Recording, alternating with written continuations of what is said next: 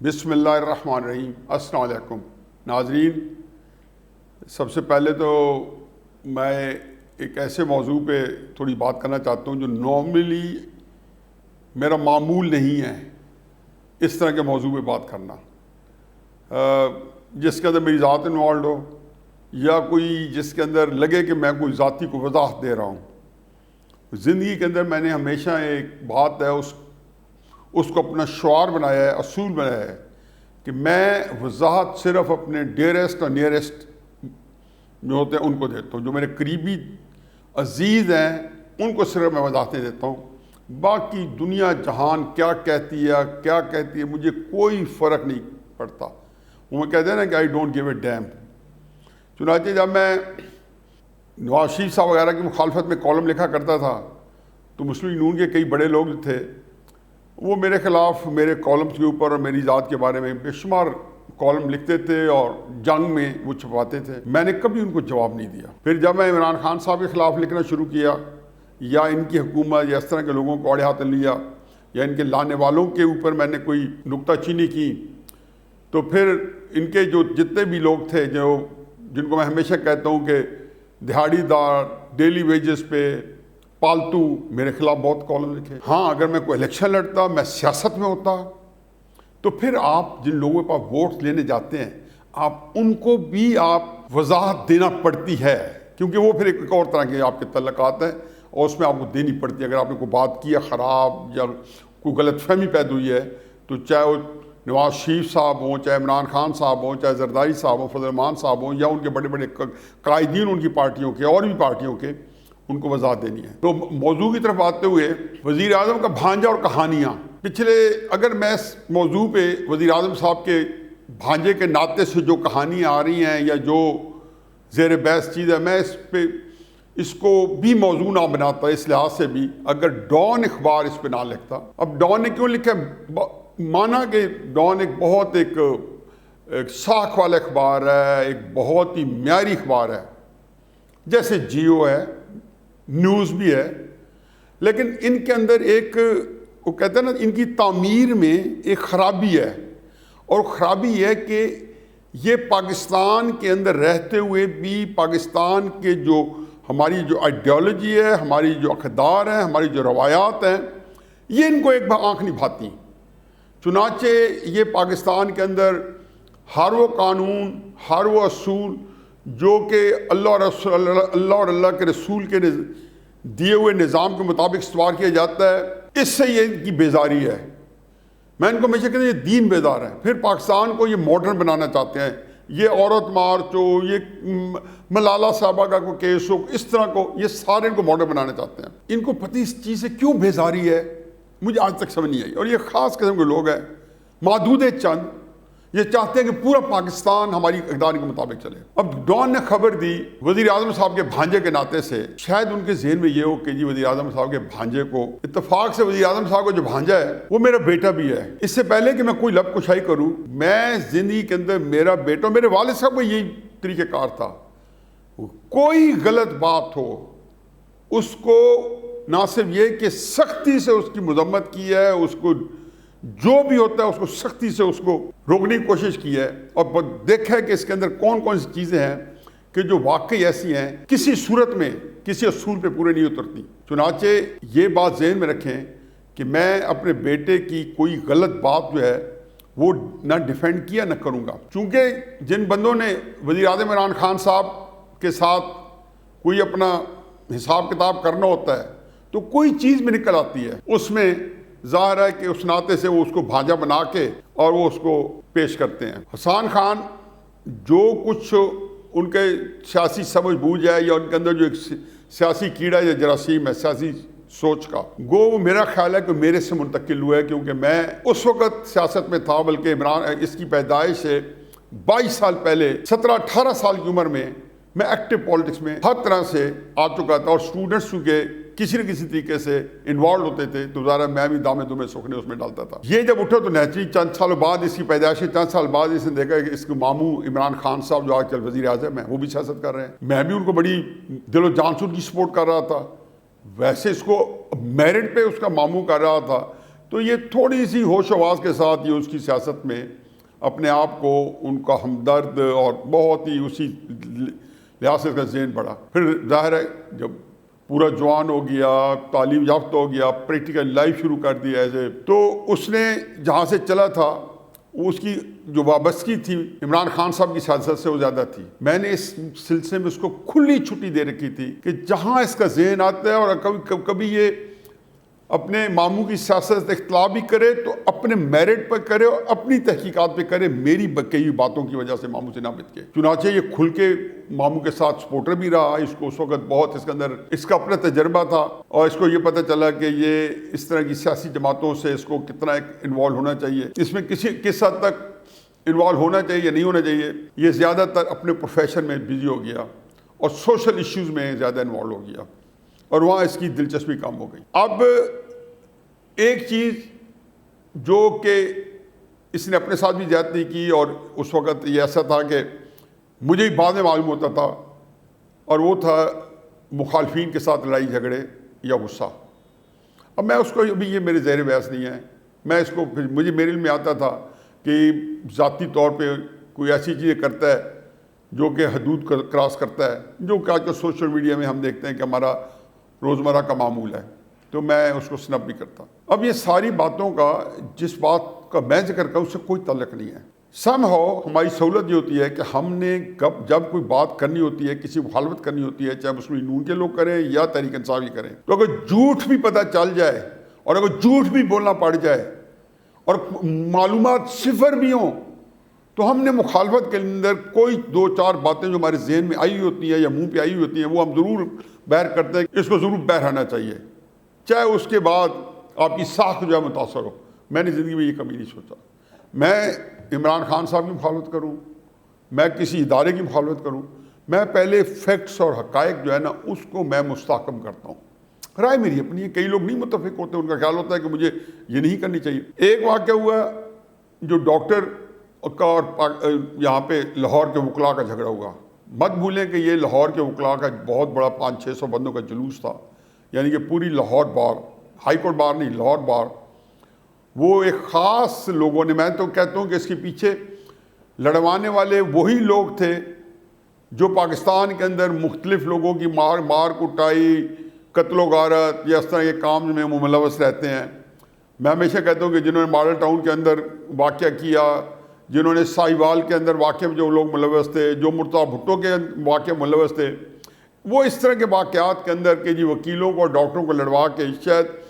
بزدار کی حکومت کو انڈرمائن کرنا تھا اور عمران خان صاحب سے کوئی مطالبات منظور کروانے تھے, اس سے قطع نظر. اس کے اندر بہرحال اس نے جلوس میں پارٹیسپیٹ کیا,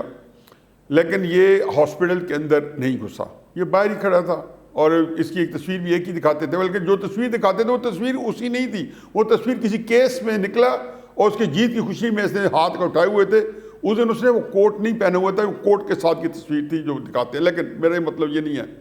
اب یہ ہوا کہ اس کا نام کیوں اچھالا گیا, کیونکہ اس سے پہلے یہ 2 جگہ خطرناک جگہوں پہ, ایک ادارے کی دم پہ شاید اس کا پاؤں آ گیا تھا غلطی سے, اور دوسری جگہ ایک بہت بڑے پراپرٹی ٹائکون جو تھے پاکستان کے, بہت بڑے, جو حکومتوں کا فیصلہ کرتے ہیں, جو اداروں کے سربراہ مقرر کرتے ہیں, اس پہ اس نے ان کی دم پہ شاید نے جان بوجھ کے پاؤں رکھ دیا تھا اپنے آئیڈیلزم کے اندر کہ جی ہم یہ اس کے اوپر ایک وی لاگ بنایا. پھر اس کے بعد 1-2 واقعات ایسے ہو گئے. تو مجھے یہ پتہ تھا کہ یہ میڈیا چونکہ یہی لوگ ہیں جو کنٹرول کرتے ہیں, ادھر وہ ایک ادارہ کنٹرول کرتا ہے اور وہ ایک پراپرٹی ٹائکون کنٹرول کرتا ہے. چنانچہ انہوں نے اس میں اس کو پورا اچھالا جیسے وہاں پہ کوئی اور تھا نہیں. جو ایف آئی آر کٹوائی گئی وہ وزیر اعظم صاحب کے کہنے پہ کٹوائی گئی, کیونکہ وزیر اعظم صاحب سمجھتے تھے کہ وہ اس طریقے سے اپنی سیاست کو جلا بخشیں گے. وہ پھر ایک اور کہانی ہے کہ میں اس وقت پاکستان نہیں تھا, جب واپس آیا تو میں نے اس کو جا کے متعلقہ اداروں کو کہا کہ مجھے آپ بتائیں ایک CCTV فوٹیج دکھا دیں جس کے اندر اس کے ہاتھ میں پتھر ہو, لاٹھی ہو, نعرے لگوا رہا ہو, کسی قسم کو. اور مت بھولیں کہ جس جگہ واقعہ ہوا ہے وہاں پہ تقریباً 150 CCTV کیمرہ ہے. لاہور کے لوگ جانتے ہیں وہ ایسا چوک ہے جہاں پہ 150 جو ہے کیمراز لگے ہوئے ہیں. تو ظاہر ہے اس کا نام نہیں تھا, نہ ہونا تھا, وہ ایک خاص طریقے سے اچھالا گیا.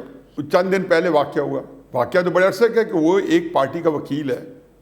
اور انہیں کیس کیا ہوا ہے، پارٹی کیس ہے ایک بندے کے خلاف، اس کی اپنی بیوی نے کیا ہوا ہے، جس کے اندر ثبوتوں کے ساتھ بلیسفیمس مٹیریل ہے۔ مجھے اب اس نے بتایا کہ اس طرح کا ہے، تو میں نے اسے کہا تھا کہ کوشش کرو کہ کسی طریقے سے یہ بندہ جس نے یہ حرکتیں کی ہیں اور یہ جو چیزیں تو آپ مجھے دکھا رہے ہو، یہ مجھے ذہنی مریض لگتا ہے، کیونکہ یہ اسلام کا اور ہمارے جو دوسرے لوگ ہیں، میں نام بھی نہیں لیتے، میں کام چاہتا ہوں، ان کے بارے میں بدترین کافر بھی شاید یہ بات نہ کرے جو یہ بندہ کر رہا ہے۔ اس لیے میرا خیال ہے کہ یہ کوئی ذہنی مریض ہے تو اس کو ایسے ٹریٹ کرنا۔ ایف آئی اے نے اسے فروزن کیا، اور اس کے بعد ایف آئی اے نے ایف آئی آر کاٹی جو ڈان کو نظر نہیں آئی، آنی نہیں چاہیے، کیونکہ جہاں بلاسفیمی آ جاتی ہے ان کا ماڈرنزم آ جاتا ہے۔ اور وہ اتفاق سے جو لڑکا ہے وہ اکبر بگٹی کا بیٹا ہے۔ اکبر بگٹی کی ایک شادی یہاں لاہور میں ہوئی ہے، پنجاب میں، اور جو یہیں انہوں نے سیٹل کیا لاہور اور کراچی کے بٹوین۔ اکبر بگٹی کی ایک شادی یہاں لاہور میں ہوئی ہے۔ اب اس ایف آئی آر کے اندر وہ لڑکا جو ہے اس کے ساتھ اس کی والدہ کا نام بھی ایف آئی آر میں کہیں پہ ہے، مجھے اس ڈیٹیل ایف آئی آر کی میں آپ کو سامنے دے رہا ہوں۔ اور کورٹ میں کیس ڈسکس ہو رہا ہے، اور عورت سے اس کو کوئی انٹریکشن نہیں ہے۔ جو یہ لکھا گیا جی کہ جو عورت نے کیس کرایا ہے کہ ایک ڈیفینڈنٹ ایکیوز نے وہ اپنے خلاف ہونے والے وکیل پہ کیس کیا ہے، اور یہ بھی انہونی ہے، اور ایسے الزامات لگا کچھ جج کے سامنے ہیں کہ جی میرے جو ہے ساتھ بدتمیزی کی، ان کو کوئی انٹریکشن نہیں۔ اب تو سی سی ٹی وی آ گئی ہے، وہ پولیس کے پاس بھی آ گئی ہے، میں ابھی کسی صفائی دینے کے چکر میں نہیں ہوں، میں صرف یہ بتا رہا ہوں کہ اس کے اوپر تو بات ہوئی، لیکن جو ایف آئی آر ان کے خلاف ہوئی ہے اس سے پہلے کی، اس کے اوپر بات ہوئی، اور جو اس کی وکیل سے تلخ کلامی ہوئی، اس تلخ کلامی کی بنیاد پہ انہوں نے یہ ایف آئی آر کرائی۔ اور ایف آئی آر کس نے کرائی؟ بڑے بڑے لوگوں کے فون آئے، بڑے بڑے، میں کہتا ہوں کہ جس کو کہنے کہ ریاست پاکستان جو تھی نا وہ ایکٹیو ہو گئی، اور اس کی وجہ حسان خان کی ذات نہیں تھی، اس کی وجہ یہ تھی کہ وہ یہ جو لوگ تھے ان کو ڈیفینڈ کرنے کے لیے آ گئی، کیونکہ ایک تو بلیسفیمی کے اوپر جب کوئی کیس بنتا ہے تو ان کو ڈر پڑ جاتا ہے کہ ایف اے ٹی ایف کے اندر ہمیں بلیک لسٹ نہ کر دیں، کیونکہ امریکہ بھی ناراض ہو جائے گا۔ یہ کہتے ہیں قانون تو ہے لیکن وہ کرتا ہے تو اس کے اوپر جو ہے وہ آگے بات نہ بڑھے۔ پھر اس کے علاوہ امپورٹنٹ یہ کہ اس کیس کرنے کے اگلے دن ان محترمہ نے جو اکبر بگٹی کی بیگم جو اپنے آپ کلیم کرتی ہیں، انہوں نے مجھے وقت لیا، اور میں بتا نہیں سکتا کہ لاہور شہر کے 3 4 5 ایسے لوگ لے جن کو میں بہت بڑے مقام پہ رکھتا ہوں، ہائی اسٹیم پہ رکھتا ہوں، ان کو لے کے یہ میرے پاس آئے اور مجھے بتانے کے لیے آئے۔ تو پھر میں نے ان سے پوچھا کہ جی آپ نے جو ایف آئی آر کرائی ہے صرف یہ بتا دیں کہ یہ جھوٹی ہے یا سچی ہے۔ وہ بار بار کہیں جی کہ آپ کے بیٹے نے ہمارے وکیل کے ساتھ بدتمیزی کی، اور میں نے کہا وہ بھولیں چھوڑیں، آپ ایف آئی آر میں جو آپ نے لکھایا ہے کہ آپ کے ساتھ بدتمیزی ہوئی ہے، کسی آپ کو کوئی انٹریکشن ہوا ہے، انہوں نے کہا یہ ایف آئی آر میں تو سب کچھ لکھا دیتے ہیں۔ اب میں نے یہ باتیں اس لیے بتائی ہیں تھوڑی سی تفصیل کے ساتھ کہ بات کلیئر ہو جائے کہ اصل بات کیا ہے، کہ کتنی بے شرمی کے ساتھ معلومات آپ کے پاس ہے نہیں، اور آپ اتنے بڑے اخبار کے اوپر ایک تصویر لگا دیتے ہو، یہ اس سے کوئی زیادہ فرق نہیں پڑے گا۔ اور پھر کچھ لوگوں نے یہ سوچا ہوتا ہے کہ شاید ان کو آدھی خبر ملتی ہے۔ اس نے مجھے سہولت دے دی ہے یوٹیوب نے کہ میں کر کے اور 2-4 ہزار بندہ تک اپنی بات پہنچا دوں، یہ بھی ایک نشہ سا آ گیا ہے۔ مجھے یہ نہیں خیال کہ یار اس سے ضروری نہیں کہ میں لوگوں کو ایک غلط چیز کروں، اگر میرے انٹرسٹ میں جا رہی تو میں ضرور جھوٹ بول رہا ہے، کچھ نہیں پتا۔ یہ دو چیزیں جو ہیں میں زیادہ اس سے کچھ نہیں کہہ سکتا۔ شاید ماموں بھی ناراض ہو کہ ماموں بھی نہیں چاہتا کہ جی نہ کسی ادارے کے بارے میں چھیڑا جائے اور نہ اس پراپرٹی ٹائکون کی دم پہ پیر رکھا جائے جو بادل ناخواستہ حسان خان نیازی سے سرزد ہو چکا ہے۔ نہ مجھے صرف یہ رکھنا تھا کہ اگر یہ سٹوری ڈان میں آ کے پورے ملک میں نہ پھیلتی مجھے شاید پرواہ نہ ہوتی، کیونکہ ہر ایک نے اپنا مال بیچ رہے ہیں اور جیسے مرضی بیچ لیں، حلال کر کے بیچ لیں، حرام کر کے بیچ لیں۔ اگلی بات ہے جی کہ سپریم کورٹ کے چیف جسٹس نے نیب کے چیئرمین کے خلاف جاوید اقبال صاحب کے خلاف سپریم جوڈیشل کونسل میں آج ایک درخواست جو ہے اس کے لیے پروسیڈنگس کی ہے، اور یہ اسی وہی ہے کہ جو انہوں نے کوئی میرا خیال ہے کہ 1.5-2 سال پہلے کی بات ہے، یہ ویڈیو جب ایک ایسی آئی تھی کہ وہ ایک ایکیوز عورت ہے جن کے ساتھ ان کی انتہائی نازیبا حرکتیں یہ کرتے پائے گئے تھے، اور وہ ویڈیو جی وائرل ہو گئی تھی، اور وائرل کس نے کی تھی؟ وزیر اعظم ہاؤس سے وزیر اعظم کے ایڈوائزر نے کی تھی، اور اس ایڈوائزر نے اپنے ٹی وی پہ چلائی تھی۔ میرا خیال تھا میرا ٹی وی ہٹ ہو جائے گا، یہ بھی ہوتا ہے جیسے پہلے میں پچھلے ابھی ڈسکس کر رہا تھا پچھلے ٹاپک میں. سپریم کورٹ کے جو چیف جسٹس ہیں گلزار صاحب، ان کے بارے میں کل ہی حامد خان صاحب، میں کہتا ہوں کہ پاکستان کی تاریخ میں ایک اپنی مثال آپ وکیل ہیں. میں یہ بریڈ جو حامد خان صاحب کی ہے یہ ختم ہو گئی ہے پاکستان میں. یہ آپ وہ کہتے ہیں ڈھونڈو گے مجھے ملکوں، یہ وہ بریڈ ہے. انہوں نے سارے پچھلے 3 چیف جسٹس ہیں، جج ثاقب نثار، جسٹس آصف سعید کھوسہ اور جسٹس گلزار، ان کے بارے میں جو تقریر کی جو فرمایا ہے، اور جس طرح یہ ملوث پائے گئے ہیں قاضی فائز عیسیٰ صاحب کے کیس میں اور شوکت صدیقی صاحب کے کیس میں اور باقی کیسز میں، اور جو پروموشن کی ہیں انہوں نے مختلف عدالتوں مختلف ججز کی آؤٹ آف ٹرن بغیر میرٹ پہ ان کو یہ سپریم کورٹ لے گئے ہیں. اس کے اوپر جو ہے ظاہر ہے کہ اس کے پیچھے پوری گیم پاکستان میں کیا ہوتی ہے ہر ایک کو پتہ ہے. ان عدالتوں کو قاضی فائز عیسیٰ کے بارے میں جو فیصلہ آیا ہے، جو مخالف ہیں ان کے بارے میں پبلک کے اندر عام انگلیاں اٹھتی ہیں کہ ان کے ضرور کوئی فائل ہوگی اداروں کے پاس. ان کی دیکھا نہیں ہے کہ شوکت صدیقی صاحب نے بتایا تھا کہ D G I S I میرے پاس آ گئے. یہ آنا جانا آمد و رفت عام معاملہ ہے. اب یہ مجھے یہ بھی مذاق لگتا ہے فیصل واوڈا کے کیس کی طرح کہ ان کی ریٹائرمنٹ 2 مہینے رہ گئے ہیں اور نومبر میں ان کی ریٹائرمنٹ ہے. اب انہوں نے یہ ایک جو ہے نا سپریم جوڈیشل کونسل کا وہ کہتے ہیں نا لاہور پنجابی میں کہتے ہیں کہ کونگلوں تو مٹی ڈھاڑنا، وہ جو ہے نا شلجموں سے مٹی جھاڑنا، یہ وہ مٹی جانے والی بات ہے صرف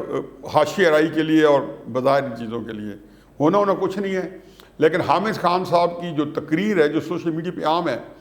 وہ میں کہتا ہوں سارے ناظرین کو کہ پلیز آپ اس کو ڈھونڈ کے نکالیں اور ضرور سنیں. وہ ورتھ لسننگ ہے حامد خان صاحب. اور پھر آخری میرا خیال ہے کہ آزاد کشمیر کے اندر جو الیکشن ہو رہے ہیں 17 جولائی کو وزیر اعظم صاحب بھی وہاں قدم رنجہ فرمانے کو ہیں. میں اور تو کچھ نہیں کہتا، لیکن مریم نواز صاحبہ کے جلسے، کل جو ہٹیا بالا کا جلسہ تھا، آج لیپا ویلی کے اندر انہوں نے فاروق حیدر صاحب کے حلقے میں جلسہ کیا. یہ ٹھیک ہے کہ انہوں نے پھر بات وہی دہرائی کہ اگر آپ نے چرایا الیکشن، کیونکہ سارے سروے اس وقت مسلم لیگ نون کو بازی دے رہے ہیں، اس لیے عمران خان صاحب آج سر جوڑ کے بیٹھے ہیں. لاہور انہیں آنا تو نہیں آئے، لیکن اسکائپ کے اوپر سب سے آزاد کشمیر کے الیکشن کے لیے جوڑ توڑ ہو رہا ہے. اور آپ کو پتہ ہے کہ امپائر بھی ساتھ ہے. یہ وہی امپائر ہے 2014 میں جسے انگلی کھڑی کی اور آج تک نیچے کرنے کے لیے تیار نہیں ہے. اور جو 2018 کا الیکشن جو آر ٹی ایس سے لے کے اور گلگت بلتستان کے الیکشن سے لے کے اب آزاد کشمیر پہنچے ہوئے ہیں. انٹرسٹنگ چیز یہ ہے کہ مریم کے صحابہ کا جو بیان ہے اس سے پہلے جموں و کشمیر لبریشن فرنٹ، جو کہ مقبوضہ کشمیر کی بڑی جماعت ہے، انہوں نے آزاد کشمیر کے ہونے والے الیکشن کو ہوکس قرار دے دیا ہے، فراڈ قرار دے دیا ہے، شیم قرار دے دیا ہے. انہوں نے کہا جی یہ بہت بڑا مذاق ہو رہا ہے کشمیر کے ساتھ. اور مریم صاحبہ نے جو فرمایا دوبارہ کہ فاروق حیدر صاحب جو ہے نہیں چھوڑیں گے، میرا خیال ہے کہ مریم بی بی واپس آنے سے پہلے یہ کہہ ہی آئیں کہ فاروق حیدر صاحب جو ہیں الیکشن کا رزلٹ کو چرایا گیا یا آر ٹی ایس ٹائپ کی چیز کی گئی تو سارے ووٹرز کو کہیں گے، سارے کینڈیڈیٹس کو کہیں گے کہ بندوں کو گھروں میں نہ جانے دیں جس دن ووٹ ڈالنے نکلیں. وہ سارے بندوں کو لے کے آپ اسلام آباد آئیں اور صحیح آ کے اس جگہ پہ دھرنا دیں جن پہ شک ہے کہ انہوں نے آپ کا الیکشن چرایا ہے. وما علینا الا البلاغ.